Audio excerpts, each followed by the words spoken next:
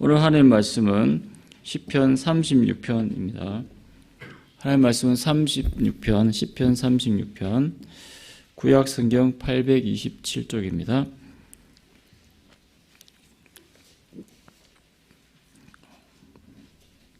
제가 봉독해 올리도록 하겠습니다. 악인의 죄가 그의 마음속으로 이르기를 그의 눈에는 하나님을 두려워하는 빛이 없다 하니 그가 스스로 자랑하기를 자기의 죄악은 드러나지 아니하고 미워함을 받지도 아니하리라 함이로다. 그의 입에서 나오는 말은 죄악과 속임이라. 그는 지혜와 선행을 그쳤도다. 그는 그의 침상에서 죄악을 꾀하며 스스로 악한 길에 서고 악을 거절하지 아니하는도다. 여호와여, 주의 인자하심이 하늘에 있고 주의 진실하심이 공중에 사무쳤으며 주의 의는 하나님의 산들과 같고 주의 심판은 큰 바다와 같으니이다. 여호와여, 주는 사람과 짐승을 구하여 주시나이다. 하나님이여, 주의 인자하심이 어찌 그리 보배로우신지요. 사람들이 주의 날개 그늘 아래에 피하나이다. 그들이 주의 집에 있는 살진 것으로 풍족할 것이라. 주께서 주의 복락의 강물을 마시게 하시리이다.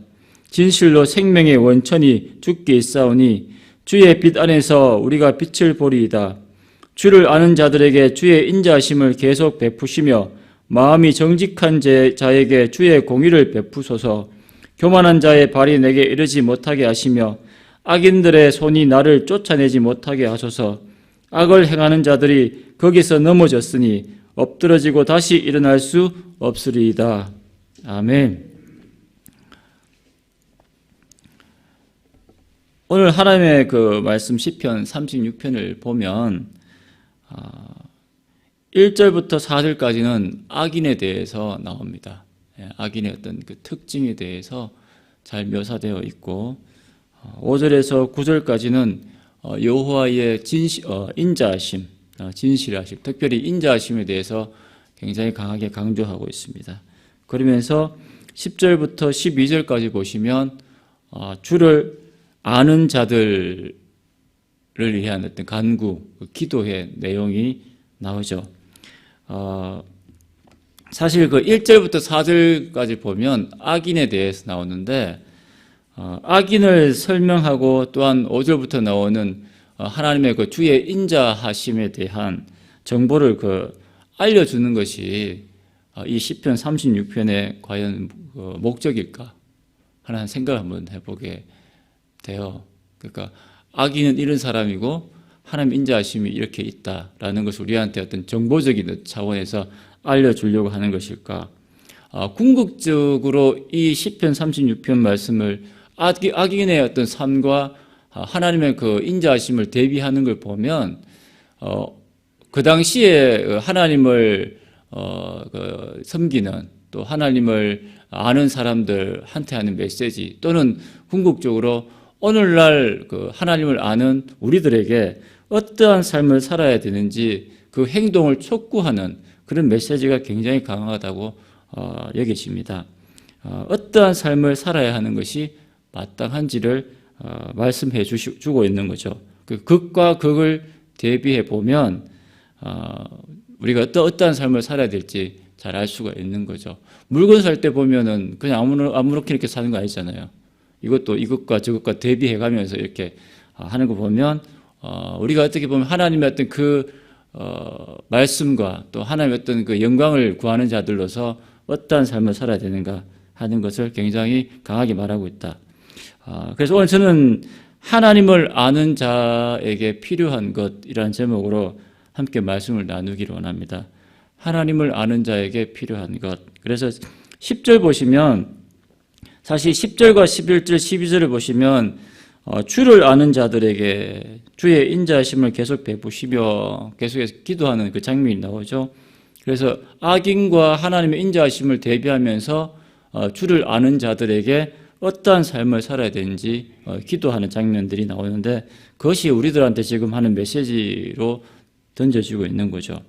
그래서 하나님을 아는 자들에게 필요한 것이 무엇인가? 두 가지만 함께 나누기를 원합니다. 첫째,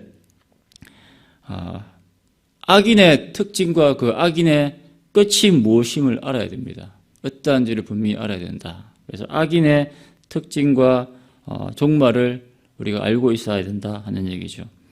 하나님이 없는 사람의 어떤 그 모습이 과연 어떠한지를 알 때에 우리는 어떠한 삶을 선택해야 되는지 분명히 알 수 있다 하는 겁니다. 오늘 시편 이 말씀을 보시면 1절부터 4절까지 악인에 대해서 나옵니다. 무려 4절, 4절에 걸쳐서 이 악인에 대해서 설명을 하고 있어요. 근데 놀라운 한 가지가 뭐냐면 우리가 생각하는 악인의 모습과 달라요. 우리는 악하다.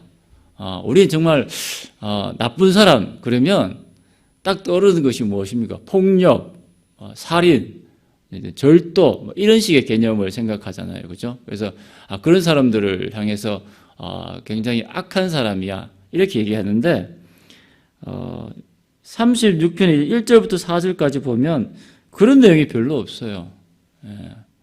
굉장히 우리가 생각하는 악인의 개념은 별로 나오질 않습니다. 그러면서 이 악인에 대해서 이야기하는 걸 딱 보면 어떤 말씀이 딱 떠오릅니까? 시편 1편 말씀이 딱 떠오르죠. 시편 1편 말씀 보시면 복 있는 사람은 악인들의 꾀를 따르지 아니하며 죄인들의 길에 서지 아니하며 오만한 자들의 자리에 앉지 아니하고라는 말씀이 나옵니다.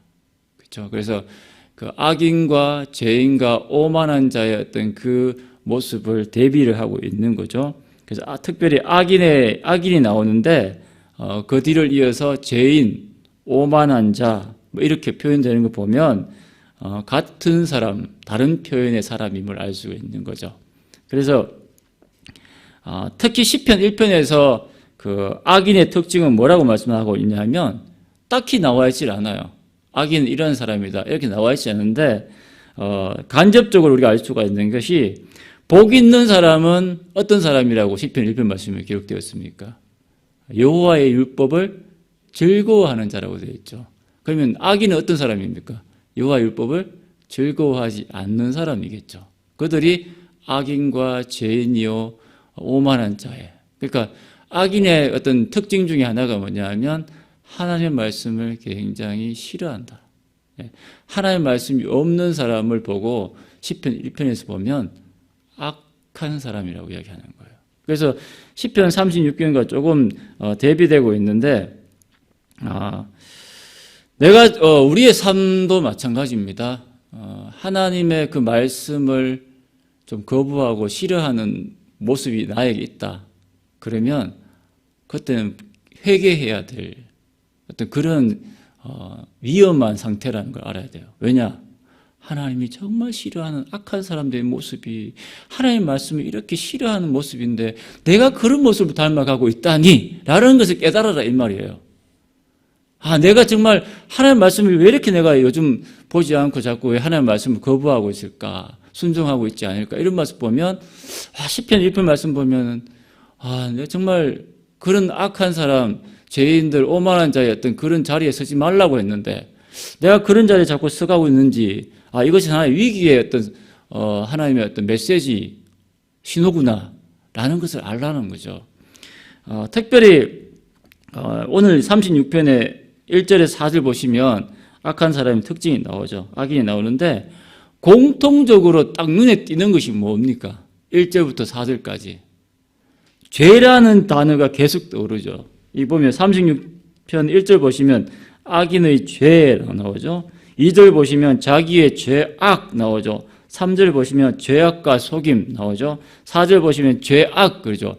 그 사람들은 온통 죄예요, 죄. 여기 시편 1편에서 보면은 그 여호와 율법을 즐거워하지 않는 사람의 어떤 그 특징을 나타낸다면 하나님이 정말 싫어하는 이 악한 사람의 특징은 뭐냐면 늘 그 사람들은 죄만 생각하는 사람들이에요. 죄만 생각하고 죄만 말하고 죄만 행동으로 옮기는 죄 짓기를 굉장히 어떻게 보면 여호와 율법을 사모하듯이 죄 짓는 걸 사모할 정도였던 그런 사람을 보고 악인이라고 이렇게 성경은 이야기하고 있다는 얘기죠. 1절 보시면 마음에 죄의 속삭임이 늘 있습니다. 공동 번역에 그렇게 나와 있어요. 악인은 늘 마음속에 죄의 속삭임이 있다. 2절 보시면 죄 짓는 것을 자긍합니다. 각주를 보시면 거기 1번이라고 이렇게 해서 이렇게 나와 있죠. 각주 보시면 제일 밑에 보시면 그는 그 죄악이 드러나서 미움을 받기까지 자긍하는도다. 그렇죠? 그래서 자긍한다는 것은 스스로 긍지를 느낀다 하는 의미잖아요. 그러니까 2절 보시면 스스로 자랑한다 그랬잖아요. 자기 죄 짓는 것을 자랑하는 거예요. 예. 양심의 가책도 없어요. 예. 내 죄가 드러나기 전 순간까지는 나는 정말 내 죄 짓는 어떤 그것에 대해서 굉장히 자부심을 느끼고 자긍한다 이렇게 하겠습니다. 양심의 가책도 없고 부끄러움도 없어요. 죄 짓는 거에 대해서. 예. 그런 사람이 악한 사람이 악인이에요. 하나님 보시기에.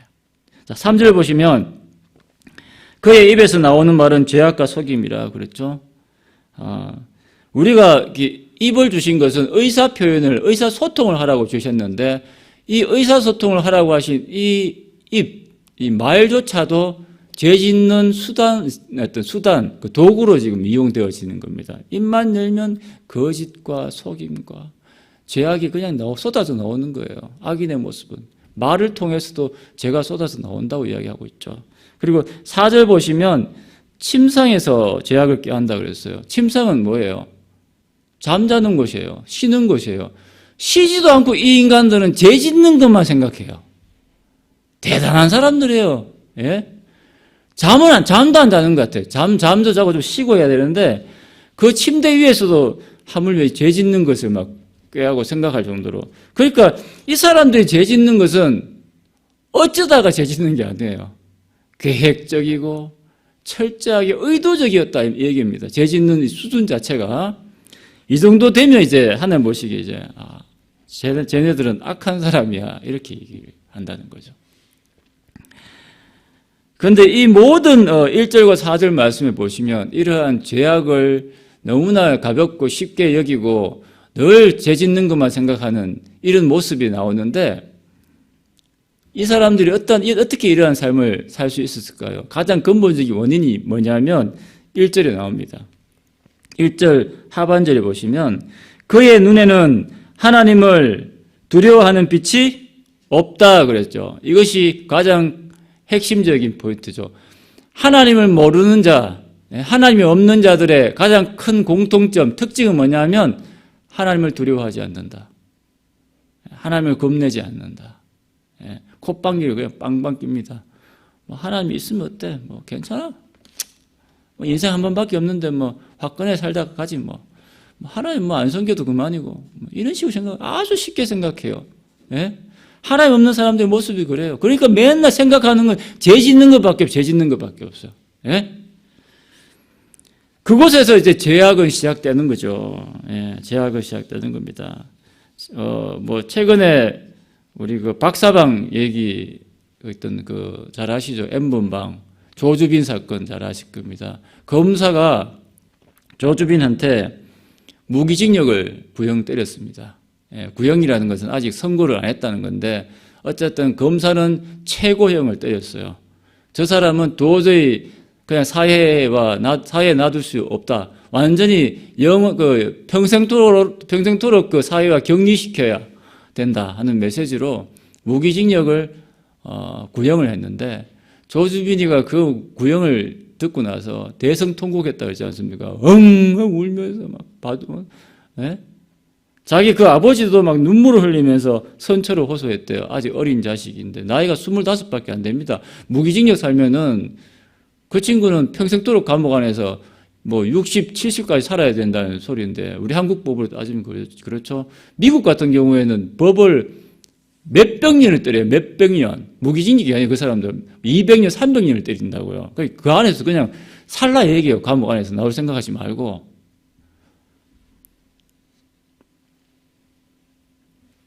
조주빈이가 자기가 짓는 그 행위가 얼마나 심각하고 얼마나 악한 죄인지 알았겠습니까? 몰랐죠. 걔네들은 하는 얘기가 이럽니다. 난 결코 잡히지 않는다. 예? 그렇게 큰 소리 빵빵 쳤어요.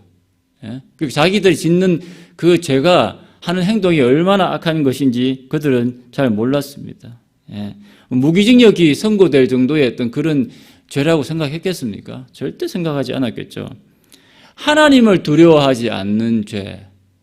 오늘날로 딱 신약의 어떤 예를 들면 예수 그리스도를 믿지 않는 죄, 예? 그 죄가 조주빈이한테 때렸던 무기징역형 정도의 선고를 때릴까요?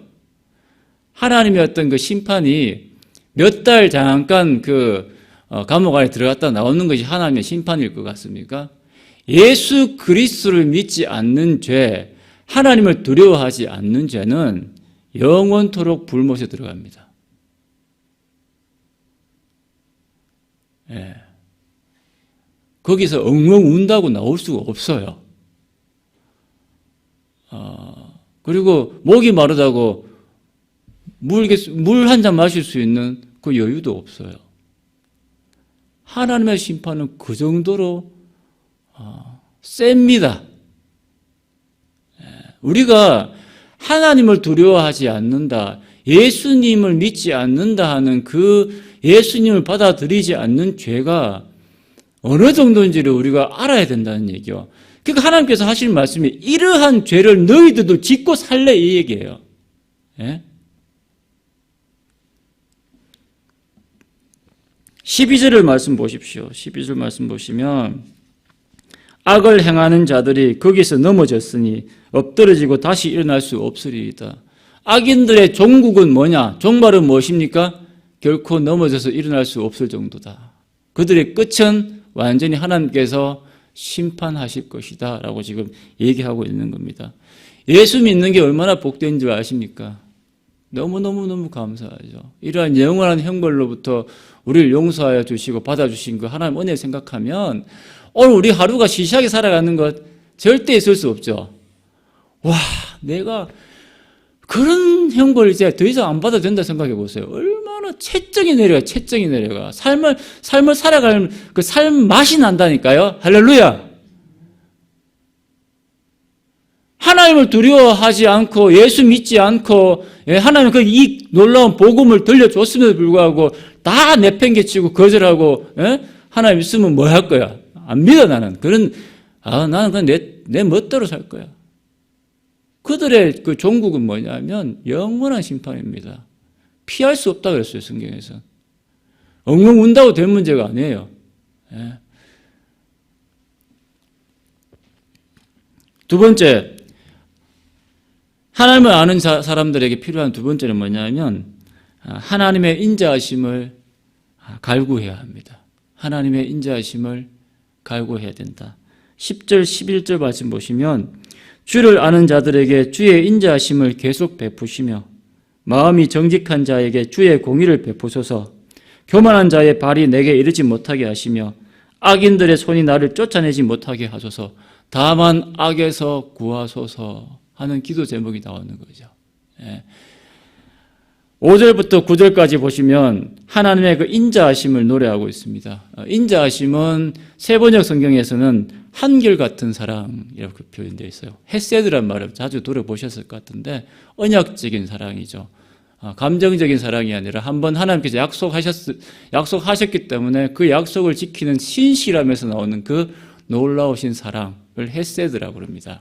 특별히 이 5절부터 9절까지 보면 그 하나님의 놀라우신 끝없는 사랑의 얘기가 나오죠. 5절부터 보시면 주의 인자하심이 하늘에 있고 그렇습니다.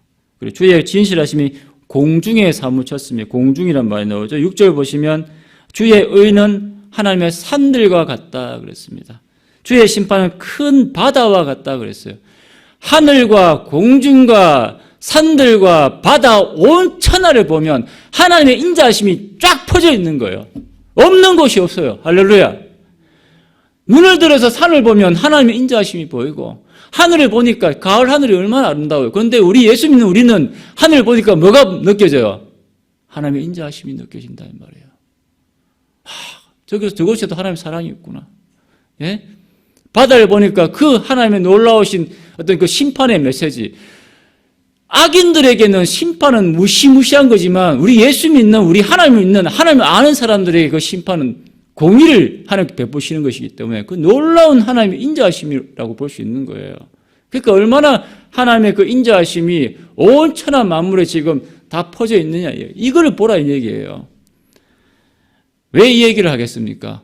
시편 기자가 앞에 악인을 언급하면서 왜 하나님의 인자하심에 대해서 언급하시겠어요? 악인이 있으니까 우리들한테 필요한 건 뭐다 얘기해요? 하나님의 인자하심이 우리에게 필요하다 얘기입니다. 악인을 이길 수 있는, 악인이 저렇게 세상 속에서 하나님 두려움 없이 그렇게 설치고 다니고 날뛰고 있는 이 광폭한 세상 속에서 우리에게 필요한 것은 무엇이다? 하나님의 인자하심이다. 그래서 오늘 말씀 10절에 보시면 주를 아는 자들에게 주의 인자하심을 계속 베푸시며 주의 공의를 베푸소서라고 기도하지 않습니까? 하나님, 저는 힘이 없습니다. 하나님, 저는 어떻게 해야 될지 모르겠습니다. 이 코로나 속에서 정말 너무나 낙심되고 어디로 가야 될지 모르겠는 이런 상황 속에서 온 천하 만물을 보니까 하나님의 사랑이 느껴지고 하나님의 인자하심이 오는데 이 하나님의 인자하심이 더욱더 나의 삶을 붙들어 주길 바랍니다라고 지금 기도하고 있는 거예요. 사실 말이죠. 1절부터 4절 말씀 보시면 악인에 대해서 나오는데 이 인간들은 어떤 인간이라고 이야기했어요? 눈만 뜨면 죄 짓는 것밖에 생각 안 해요. 잠잘 때도 죄 짓는 것밖에 생각 안 하는 인간들이에요. 그 사람들을 우리가 이겨낼 수 있겠습니까? 눈만 뜨면 죄 짓는 사람, 죄 짓는 걸 생각하는 사람들. 우리가 쉽게 그들을 상대할 수가 없죠, 사실은. 그들은 늘 그것만 생각하는 사람들이니까. 그래서 우리들한테 필요한 것은 무엇이다? 하나님의 인자하심이 필요하다. 하나님 능력을 주십시오. 하나님의 은혜가 필요합니다. 하나님의 인자하심이 필요합니다. 하나님의 그 놀라우신 헤세드, 하나님 함께 하신다고 하신 그 약속하셨던 그 사랑을 오늘도 우리들한테 부어 주시옵소서. 예? 그런 기도로 나갈 때에 악인들이 날뛰고 있지만 우리는 넉넉히 이길 수 있는 힘을 공급받을 수 있다 얘기예요. 예? 그래서 우리가 정말 믿고 나갈 수 있는 것은 하나님의 인도하심, 하나님이 오늘도 함께 하신다는 그 믿음, 그 약속의 말씀 붙들고 그 놀라우신 끝없는 사랑을 붙들고 나갈 때에 우리가 악인의 길에 서지 아니하고 오만한 자리에 서지 않을 수 있다 얘기입니다.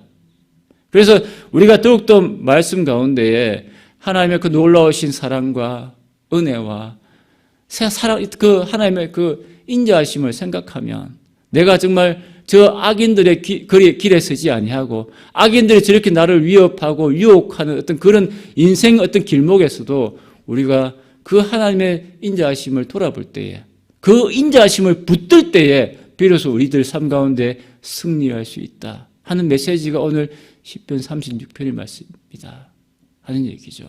그래서 특별히 코로나 블루를 살아가는 우리 성도들한테 필요한 메시지라고 생각합니다. 우리들에게 필요한 것은 코로나의 어떤 종식을 위해서 기도하는 것도 굉장히 필요하지만 우리의 삶 자체가 고난이잖아요. 어떻게 보면. 그래서 코로나가 또 지나간다고 다른 코로나가 안 온다는 보장이 없어요. 하나님은 그 놀라운 것들을 통해서 우리를 더욱더 연단시키고 훈련시키시고 어떻게 하는 줄 아세요? 하나님만 붙잡게 합니다. 하나님의 인자하심만 바라보게 해요. 그래서 악인을 두시는지도 모르겠어요. 더욱더 하나님께 가까이 나아가라고 하는 그 하나님만 붙들고 살아가려고 하는 메시지, 그것도 어떻게 보면 하나님의 인자하심이라고 볼 수 있는 거죠. 그러나 놀라우신 하나님의 사랑과 인자하심을 다시 우리가 붙들면서 오늘 이 새벽에 간절하게 그 하나님의 그 은혜를 구하는 그런 귀한 시간이 되기를 원합니다. 기도하시겠습니다.